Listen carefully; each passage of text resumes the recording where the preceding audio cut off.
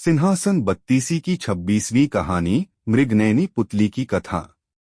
25वीं पुतली के द्वारा राजा भोज महाराज विक्रमादित्य के गुणों को जानकर हर्षित हुए और उस स्थान से अपने महल की ओर रवाना हो गए। लेकिन अगले दिन फिर से उन्हें सिंहासन और महाराज विक्रमादित्य के गुणों का आकर्षण खींच लाया। जैसे ही राजा भोज सिंहासन की ओर बढ़े कि 26वीं पुतली मृगनयनी प्रकट हो गई। उसने राजा भोजा को रोकते हुए कहा कि ठहरो राजन, अगर आप इस सिंहासन पर बैठना चाहते हैं तो पहले मुझे यह बताइए कि क्या आपके अंदर वह गुण है जो महाराज विक्रमादित्य में था और जिसके बारे में मैं आपको बताने जा रही हूँ। तब राजा भोज ने हाथ जोड़कर कहा कि देवी कृपया उस गुण के बारे में मुझे बताइए। तब मृगनयनी पुतली ने महाराज विक्रमादित्य की 26वीं कथा कहना प्रारंभ की। महाराज विक्रमादित्य का मन जितना राजकाज और प्रजा की कुशलता में लगता है, उससे कहीं ज्यादा वह पूजा पाठ और प्रभु भक्ति में तपस्वी के जैसे लीन रहते थे। वे इतनी कठोर तपस्या करते थे कि इंद्रदेव का सिंहासन भी कांप जाता था। एक दिन की बात है, राजा विक्रमादित्य के दरबार में इसके कुछ सैनिक एक आदमी को पकड़कर लाए जो देखने में किसी भिखारी के जैसा लगता था, लेकिन उसके पास से बहुत सारा धन प्राप्त हुआ था। किसी भिखारी जैसे व्यक्ति के पास इतना धन कैसे आया, यह सोचकर ही उसे सैनिकों से जंगल से संदिग्ध अवस्था में गिरफ्तार किया था।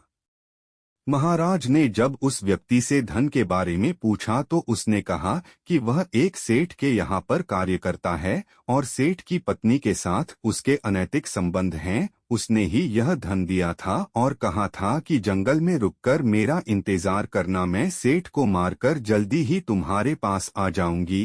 राजा ने व्यक्ति की बात सुनकर सेठ के यहाँ अपने सैनिक भेजे। वहां पर सेठ की चिता पर बैठी हुए उसकी पत्नी कह रही थी कि रात में लुटेरों से उसका सारा धन लूट लिया है और उसके पति की हत्या कर दी है, इसलिए वह सती हो जाएगी। सैनिकों ने पूरा वृत्तांत महाराज विक्रमादित्य को सुना दिया। तब महाराज स्वयं उस व्यक्ति के साथ सेठ के घर पहुंचे। वहां सेठानी से कहा कि हमें तुम्हारी सच्चाई का पता चल गया है, तुम्हारा चरित्र अच्छा नहीं है, अब तुमको राजा द्वारा दिया जाने वाला दंड भोगना पड़ेगा। यह सुनकर सेठानी डर गई और राजा से कहा कि आप क्या मेरा चरित्र देख रहे हैं, पहले अपनी छोटी रानी का चरित्र तो देख लो।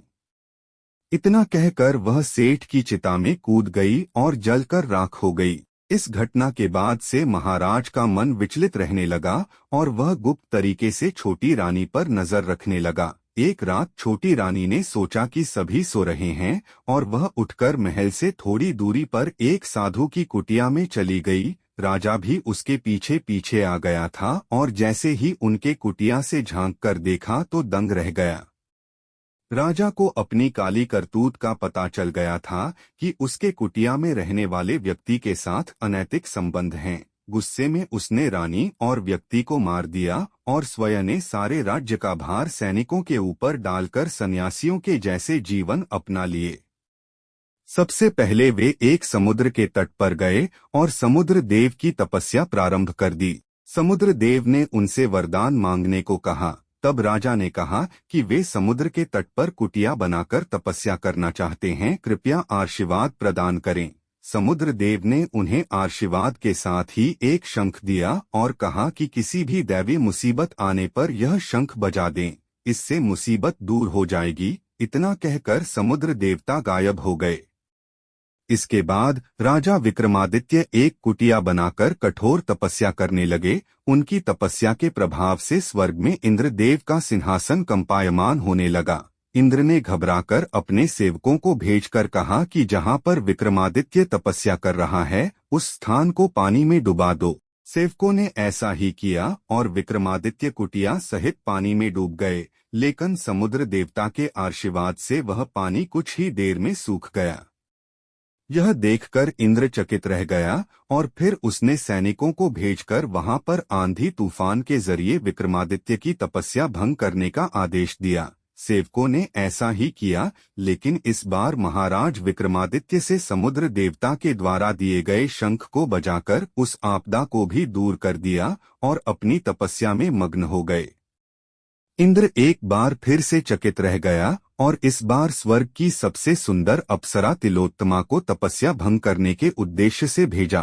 तिलोत्तमा विक्रमादित्य की साधना में नृत्य रूप और वादन के जरिए विघ्न डालने की चेष्टा करने लगी, लेकिन फिर भी विक्रमादित्य की तपस्या पर्वत के जैसे अचल रही। थककर तिलोत्तमा वापस स्वर्ग आ गई। इंद्र ने फिर से एक और युक्ति सोची। उसे पता था कि विक्रमादित्य बहुत बड़ा दानी है और अगर उससे कोई ब्राह्मण जो भी मांगता है वह उसे दे देता है। इस बार इंद्र एक ब्राह्मण रूप बनाकर विक्रमादित्य के पास पहुंचा। उन्हें देखकर विक्रमादित्य ने हाथ जोड़ते हुए कहा कि कहिए ब्राह्मण देवता, मैं आपकी क्या सेवा कर सकता हूँ। तब इंद्र ने कहा कि मुझे दान चाहिए। विक्रमादित्य ने कहा कि जो भी मेरे पास और आप उसमें से जो मन हो वाए मांग लीजिए। तब इंद्र ने कहा कि तुम अपनी तपस्या का सारा फल मुझे दान में दे दो। तक विक्रमादित्य ने सहर्ष अपनी तपस्या का सारा फल उन्हें दान में दे दिया। इस बात से प्रसन्न होकर इंद्र अपने असली रूप में आ गया और विक्रमादित्य को आशीर्वाद दिया कि उनके राज्य में कभी भी अतिवृष्टि और सूखा नहीं रहेगा और उनकी प्रजा हमेशा ही खुशहाल रहेगी। इतना कहकर इंद्रदेव गायब हो जाते हैं और विक्रमादित्य भी मन की शांति पाकर अपने राज्य की ओर प्रस्थान करते हैं। राजा विक्रमादित्य के दान की बात कहकर पुलती ने राजा भोज से कहा कि कहिए राजन, क्या आपके अंदर भी ऐसी सामर्थ्य है कि आप अपना सब कुछ दान में दे दें। एक बार फिर राजा भोज निरुत्तर रह गए और पुतली अन्य पुतलियों के जैसे हवा में उड़ गई। कहानी से सीख, किसी भी परिस्थिति में हमें डरना नहीं चाहिए बल्कि उस परिस्थिति का साहस और धैर्य के साथ सामना करना चाहिए। आगे की कहानी दूसरी वीडियो में देखेंगे। ऐसे ही मजेदार वीडियो देखने के लिए हमारे चैनल को सब्सक्राइब करें।